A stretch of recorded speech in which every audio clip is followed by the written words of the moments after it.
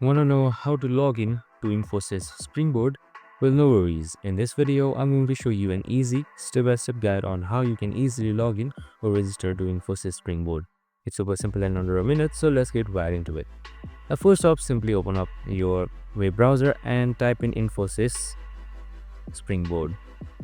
Now, once you've selected Infosys Springboard, right here you can see Infosys Springboard.us. So you can also see various springboards like Australia and maybe also Canada later on. So you can just simply select any one of these according to your geolocation. Now once the website opens, on the top right side you can see this login option. Just simply select it.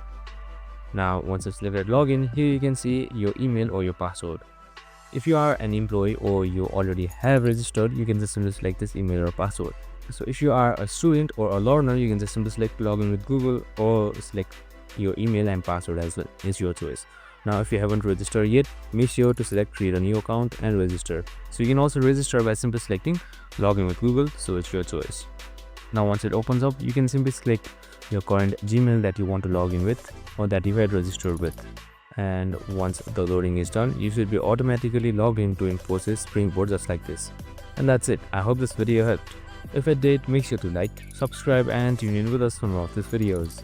See you in the next one.